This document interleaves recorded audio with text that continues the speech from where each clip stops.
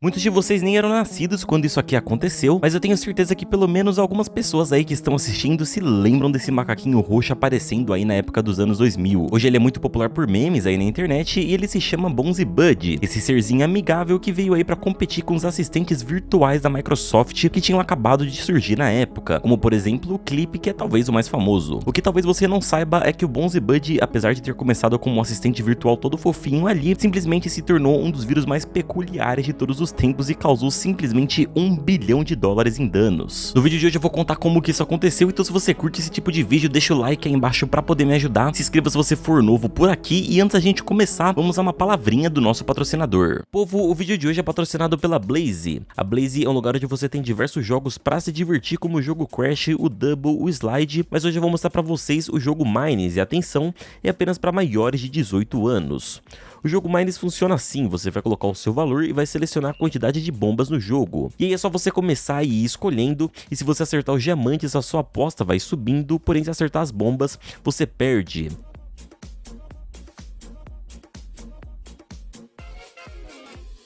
Para jogar na Blaze, basta se registrar no site, é bem rapidinho, e fazer o depósito nesse botão aqui usando o Pix, que o valor já vai aparecer instantaneamente na sua conta, você já vai poder sair jogando. Lembrando que o depósito mínimo é de R$20, e tanto os depósitos quanto os saques também podem ser feitos via Pix. E antes de vocês confirmarem a transação, usem o meu cupom STACKS, ou entre pelo meu link aí na descrição para ganhar até R$1.000 de bônus e 40 rodadas grátis para poder entendendo como que o site funciona e tudo mais, beleza? Para qualquer problema, usem o suporte da própria Blaze no canto inferior esquerdo aí da tela. E por fim, vocês sabem, pelo amor de Deus, não coloquem dinheiro aqui que vocês não estão podendo gastar. É tudo para ser só uma diversão, beleza? Joguem com responsabilidade. O link tá embaixo e agora vamos ao nosso assunto.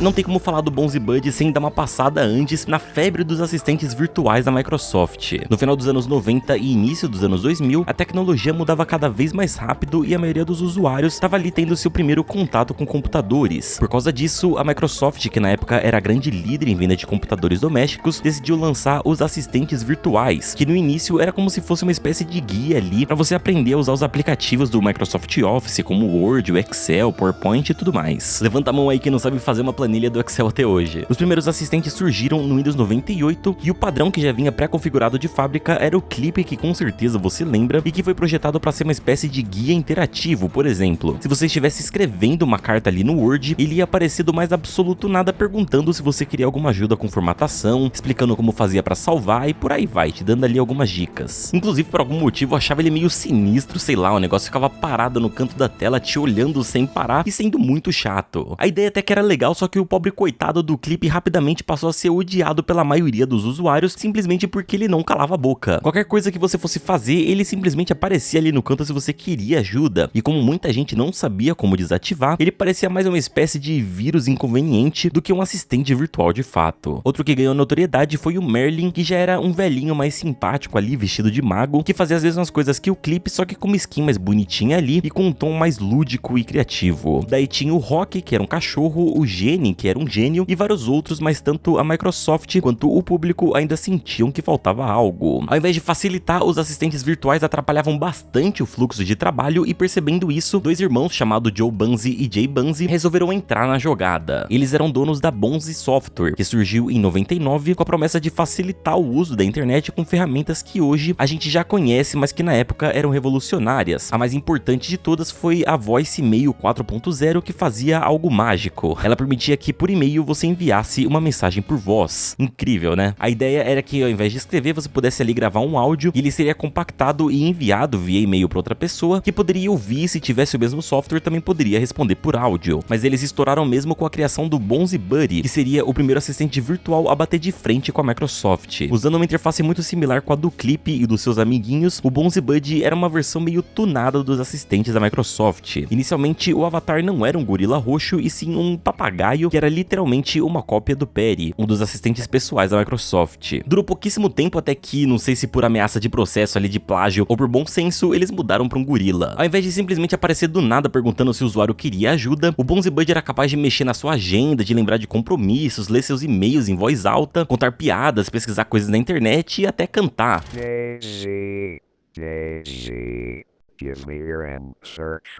O Gorilinha Roxo acabou ganhando muita força no boca a boca e começou a ser baixado por milhões de pessoas ao redor do mundo, e foi aí que as coisas começaram a ficar estranhas.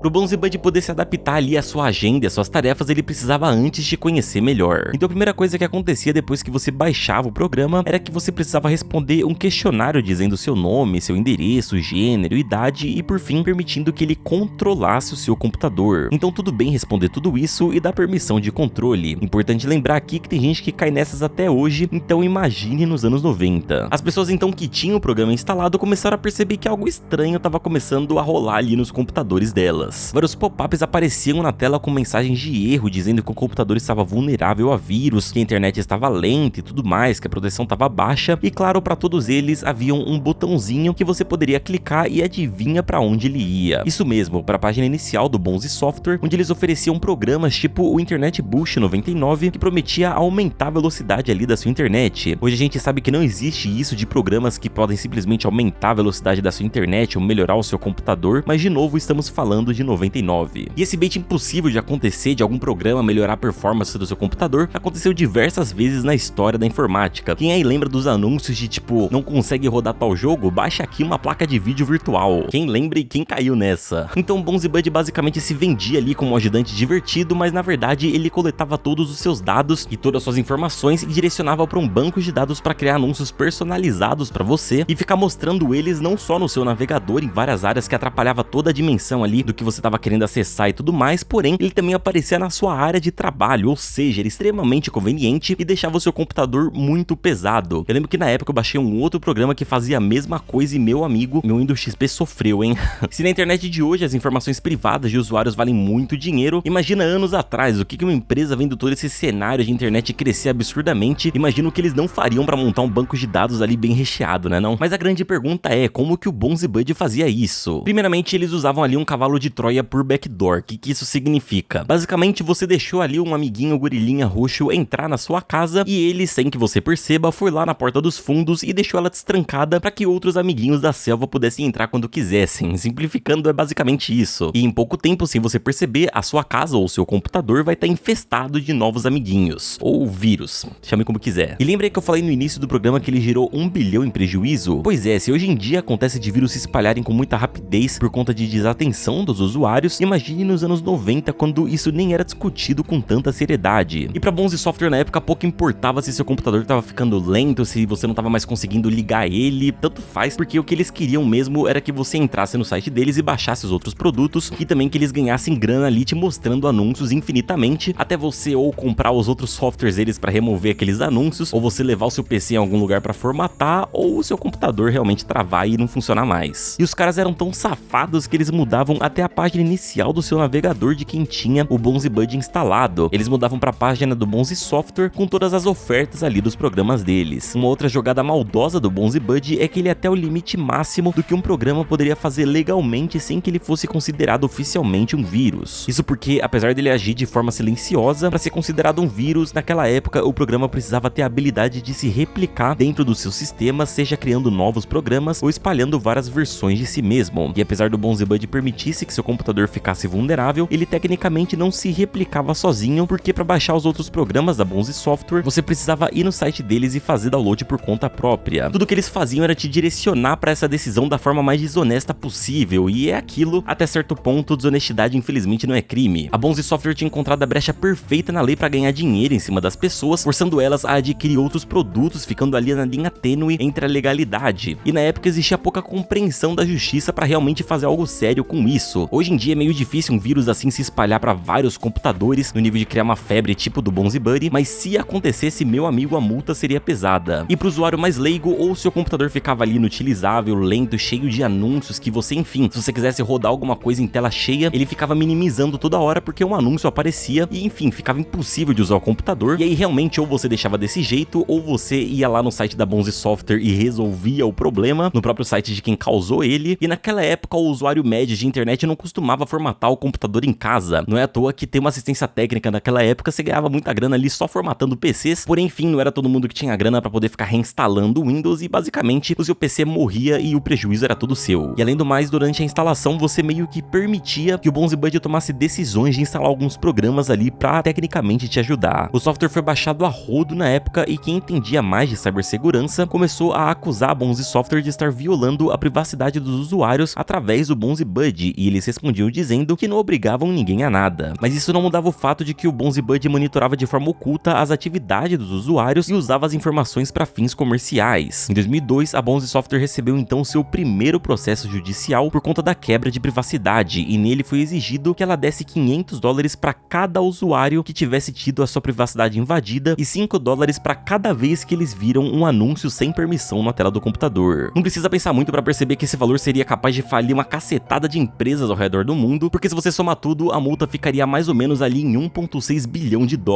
Mas no final das contas, isso saiu muito barato para eles, porque eles fecharam um acordo e pagaram apenas $175 mil em multa. Saiu de graça para eles. Porém, o que surpreendeu todo mundo é que a empresa não tinha um caixa tão grande assim e foi o suficiente para abalar o cofre da empresa, que também começou a passar por uma enorme queda de credibilidade. Afinal, a internet inteira tinha percebido que aquele software era o responsável por travar aí muitos computadores e ninguém mais queria usar aquele programa. A própria empresa percebeu que passou muito do limite, eles tiraram aquele backdoor que permitia que outros programas pudessem ser instalados na sua máquina, até porque eles tinham controle até em certo ponto do que estava sendo instalado, porque se pelo backdoor entrasse algum outro programa que também fosse um vírus que causasse outras coisas, aí o céu era o limite. E aí os próprios usuários individuais começaram a processar a empresa, então a grana com os advogados foi ficando cada vez maior. Em 2004 eles foram condenados de novo e tiveram que pagar $75 mil, e aí não deu mais para resistir, com tantos processos vindo de pessoas individuais, eles declararam falência. E eles foram condenados por um motivo um tanto quanto inesperado. Lembra quando eu falei que lá na instalação do programa, no formulário você precisava responder qual que era a sua idade? Pois bem, vários usuários do BonziBuddy tinham na verdade menos de 13 anos e isso violava as leis de proteção online dos Estados Unidos, já que a empresa estava literalmente coletando dados de crianças. A Bonzi Software logo declarou falência depois de pagar essa última multa, mas Joe e Jay Bonzi não iam sair tão facilmente dessa e ainda tinham vários outros processos para responder. Curiosamente, nesse mesmo período, eles simplesmente desapareceram e desde então não tem mais nenhuma informação pública deles sobre onde anda Joe e Jay Bonzi. Diferente de muitos outros empresários de tecnologia que seguem carreira pública ou fundam outras empresas, os irmãos simplesmente desapareceram do cenário de tecnologia depois do colapso da empresa. 10 anos depois disso tudo, o BonziBuddy começou a ser ressuscitado na internet por youtubers que começaram a fazer ali vídeos mostrando como que o vírus funcionava e tudo mais, e em quanto tempo aquele assistente pessoal ia destruir o seu computador, mas como ele não coleta mais as suas informações, ele não é mais considerado maligno, então muita gente hoje em dia só baixa pra ver como que ele funcionava na época e tudo mais. E claro, pra você fazer isso, você tem que usar uma versão do Windows XP, porque depois disso a Microsoft tirou o suporte para assistentes virtuais. E inclusive eu tô pensando em voltar com a série do Explorando o Windows, a série que a gente mostrava aqui como que tal Windows surgiu, o que ele mudou na indústria e tudo mais, e depois dando uma explorada. A gente fez isso com o primeiro Windows que surgiu, mostrei a instalação dele e tudo mais, foi bem legal, porém eu quero fazer de uma forma diferente. Eu queria comprar um computador ali de 98, com Windows 98 ou com Windows XP, pra gente poder dar uma explorada e depois detonar ele com vírus. E enfim, o que vocês acham? Se vocês quiserem, deixa o like aí, beleza? Pela peculiaridade dessa história, o BonziBuddy também acabou virando um meme, então é bem comum encontrar ele por aí sendo mencionado em algum fórum, ou virando montagem, ou alguma coisa do tipo. Pouco tempo depois também foi criado o BonziKill, que era um programa feito por usuários da internet, que meio que exterminava o BonziBuddy do seu computador, mas ele fazia isso de uma forma meio diferenciada. Você entrava ali num joguinho pra matar o Bonzi de várias formas possíveis, como uma espécie de vingança ali, por ele ter travado o seu computador anos antes. De qualquer forma, o BonziBuddy é um exemplo aí de como as coisas já foram diferentes aqui na internet, mas de certa forma as coisas não mudaram muito, porque muitas empresas ainda continuam coletando os seus dados pra te vender anúncios personalizados sem o seu consentimento. Só que realmente ficar mostrando anúncio aí na sua área de trabalho já é sacanagem demais, né? E caso você aí seja curioso e queira dar uma explorada no BonziBuddy, você pode fazer isso, ele tá disponível aí na internet pra você poder baixar, porém fica aí por sua conta e risco e pelo amor de Deus, usem máquinas virtuais, beleza? Se forem fazer qualquer teste desse tipo. E novamente sim, eu pretendo fazer um showcase desse vírus e de vários outros, inclusive comentem qual outros vírus aí vocês querem ver aqui no canal e comentem aí também se vocês acham interessante a ideia da gente pegar um PC velho pra destruir aqui em vídeo, beleza? E não esqueçam de conferir o meu último vídeo sobre um criminoso que assumia a identidade de pessoas desaparecidas e passava a viver a vida delas até que ele foi descoberto e, pasmem, ele fez isso centenas de vezes. Dá uma olhadinha aí, não esqueça de deixar o like aí embaixo pra me ajudar. E é isso aí, muito obrigado por assistir até o final, um abraço e tchau!